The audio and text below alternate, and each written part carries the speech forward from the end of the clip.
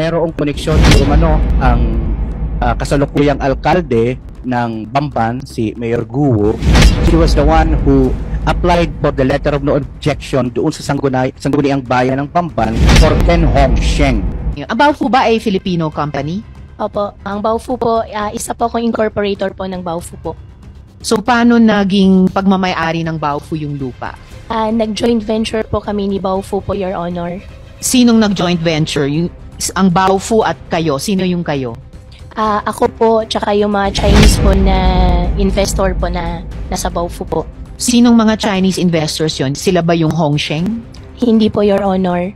Sino po yung mga Chinese investors na iyon? Ang Chinese investor po ng Baofu po, Your Honor, si Xi Xingyang. Sino po sila? Sino si Xi Xingyang? Siya po yung isa rin po siya incorporator din po ng Baofu po. Siya po ay Chino o Filipino? Chino po. Ito ang latest update sa kaso ng mayor ng Bamban Tarlac na si Alice Goo nang di umano'y nasasangkot sa iligal na aktibidad sa ating bansa. Breaking news! Ibinunyag ni Senator Risa Hontiveros ngayong Martes, May 21, 2024 na may koneksyon umano sa mga kriminal na kapwa niya incorporators ng kanyang kumpanya, ang Baofu Land Development Incorporated. Ayon sa Facebook post ni Senator Risa Hontiveros, Mayor Alice Goo has ties with criminals. Kasama niya sa Baofu, dating kumpanya niya ay sina Zhang Roijin at Bao Yinglin na arestado sa largest money laundering case sa Singapore. Ang caption ni Senator Risa Hontiveros, ang daming red flag ni Mayor Alice Goo. Wala nang maayos na record sa Pilipinas. May mga connection pa sa mga kriminal. Is this why she's able to afford her lavish lifestyle? Galing ba sa mga kriminal at pugante ang pambili niya ng chopper at mga luxury cars? Ang tanong ni Senator Risa Hontiveros. Given her connections to criminals, I welcome the DILG's move to remove Mayor Goo's power over the local police. Dapat wala nang access si Mayor sa ating kapulisan kung siya pala ay protector din ng mga kriminal. Dagdag pa ni Senator Hontiveros.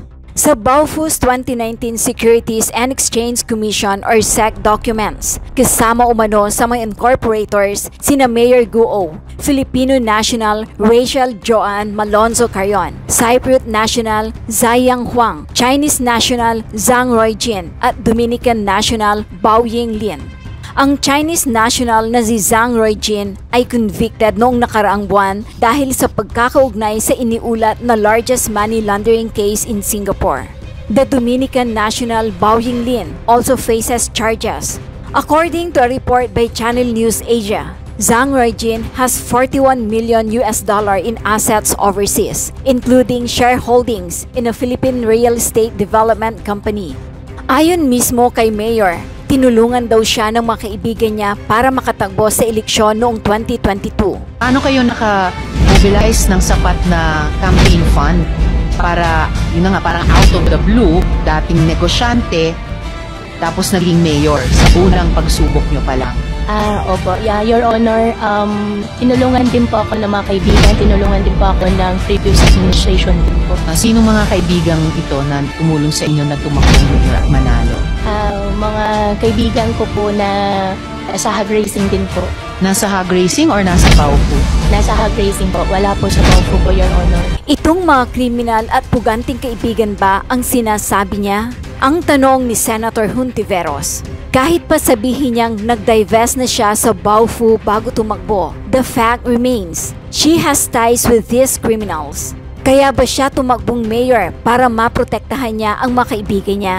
I am looking forward to our hearing on Wednesday. Sana naman may maalala na si Mayor, ani Risa Hontiveros. Merong koneksyon di umano ang kasalukuyang alkalde ng Bamban, si Mayor Guo. She was the one who applied for the letter of no objection doon sa sangguniang bayan ng Bamban for Ken Hongsheng.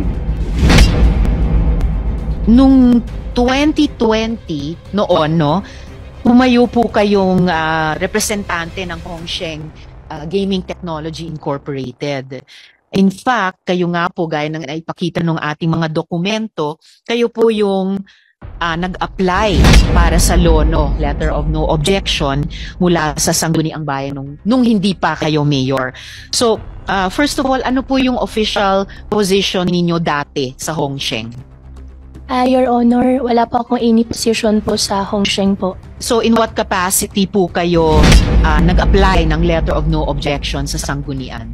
Your Honor, tinulungan ko po si Hongsheng po bilang ako po yung incorporator po ng Baofu po. Okay, so bilang incorporator ng Baofu, kayo humingi ng LONO para sa Hongsheng. Dahil kahit noon, ano bang relasyon ng Hongsheng at ng Baofu? Your Honor, pinakilala ko po sila sa previous administration po.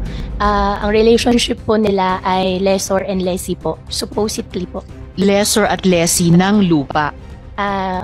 Mag-rent po dapat si Hongsheng po kay Baofu po. So, nung panahong iyon, ang Baofu na ang may-ari ng lupa at ipinakilala nyo sila para makapag-lease ang Hongsheng sa Baofu. Ang pag-aari, Your Honor, ang pag-aari po ng lupa ever since po si Baofu po.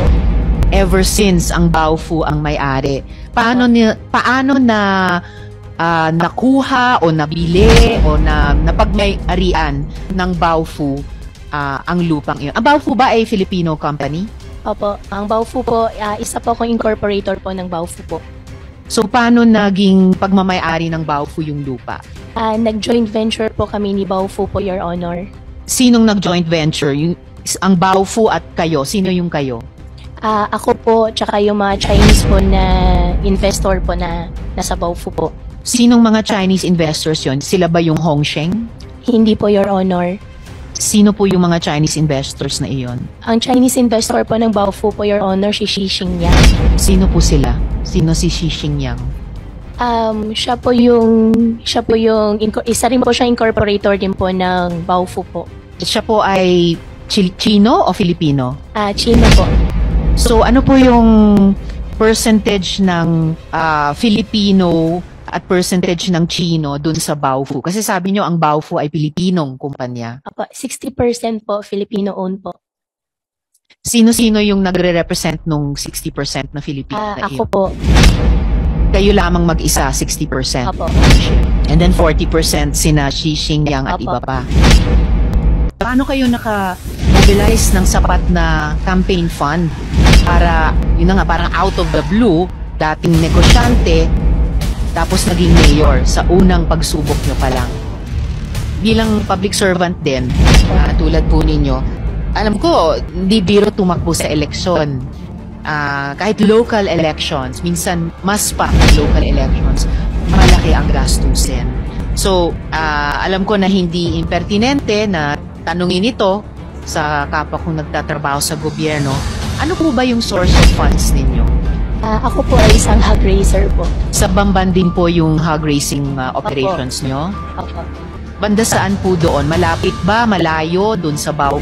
Gaano pong kalaking operations? Medyo malayo po. Mga 20 minutes po. Malaki po bang hog racing business po ito or maliit lamang? Before po nangyari po yung ASF po, medyo malaki po. Tapos nangyari po yung ASF po, medyo lumiit na po siya. Ilang heads po ito kahit medyo lumiit na? Ngayon po nasa 2,000 po. And sa isang taon, ballpark figure, magkano ang kinikita ng isang 2,000 head hog racing business? Your Honor, kada harvest po namin per head, siguro ang margin po nasa around 3,000 to 4,000 pesos po. Per head, mga magkano sa isang taon ang kinikita po? Your Honor, 2 beses po nanganganak po ang isang baboy po bawat taon po. So more or less po nasa 1.5 times po ang harvest po per sow po. So, given all these factors, taon-taon po magkano ang kinikita sa hog racing business? Your Honor, ang kinikita po namin ngayon po, medyo hindi po siya stable po. Gawa po ng may ASF po ngayon. Fluctuating po yung presyo po ng baboy po. So, and yet, meron kayong source of funds para parang ang out of the blue makatakbo at manalong mayor noong 2022 sa Bamban. Opo. And Your Honor, one of the reason din po na nag-divest po ako ng 2022 po. 2021 po pala, Your Honor. Paano kayo naka-mobilize ng sapat na campaign fund para, yun na nga, parang out of the blue, dating negosyante, tapos naging mayor sa unang pagsubok nyo pa lang? Opo. Yeah, Your Honor, tinulungan din po ako ng mga kaibigan, tinulungan din po ako ng previous administration din po. Sino mga kaibigang ito na tumulong sa inyo na tumakbong manalo? Mga kaibigan ko po na sa hog racing din po. Nasa hog racing or nasa Baofu? Nasa hog racing po, wala po sa Baofu po, Your Honor. Mayor, actually, isa ito sa mga huling tanong ko sana sa inyo, pero dahil napag-uusapan na rin natin ito, maaari bang mahingi yung inyong SALN at pati yung SOSE po ninyo? Kasi curious po ako sino po itong mga kaibigan na nakatulong ng ganyang kalaki na sa kabila nung sabi nyo nga hindi stable na negosyo ngayon sa hog racing, fluctuating ang kita, nag-divest pa kayo sa Baofu sabi ninyo, pero itong mga kaibigan ay nakatulong para mapondohan at maipanalo yung kampanya nyo bilang mayor.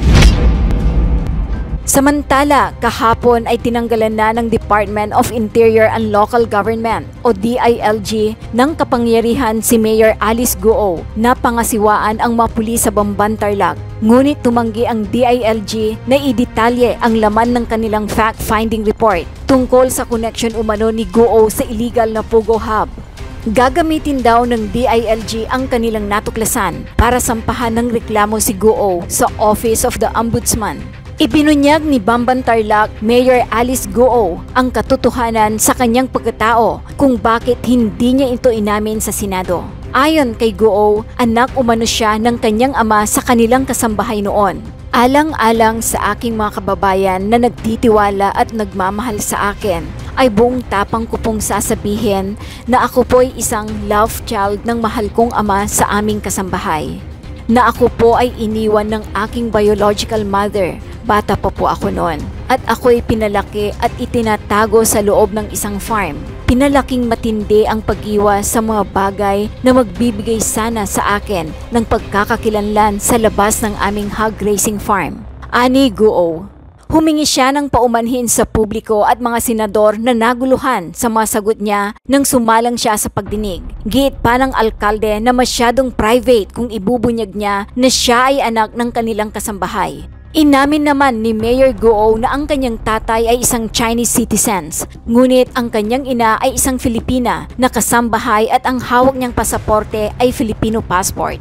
Inamin rin ni Mayor Alice Guo nitong Lunes, May 20, na naging traumatic ang kanyang karanasan sa mga tanong sa pagdinig ng Senado tungkol sa kanyang personal details upang kanyang pabulaanan ang mga akusasyon na sangkot siya sa illegal pugo activities at umaaktong espiya para sa Chinese. Nang sinagot ko ng kulang o hindi raw tugma sa papel na hawak nila, ay maaring espiya ako ng ibang bansa na dapat kasuhan, na dapat patalsikin sa pwesto, na dapat ikulong kasi ang sagot ay hindi ang nais nilang marinig. Hindi ko po sila masisisi kasi hindi naman po nila batid na ang kasagutan na kanilang inaasahan na maaring magbigay sa kanila ng kapayapaan ng pag-iisip ay siya naman pong mga sagot na sasariwa sa sugat na nalikha sa aking kamusmusan.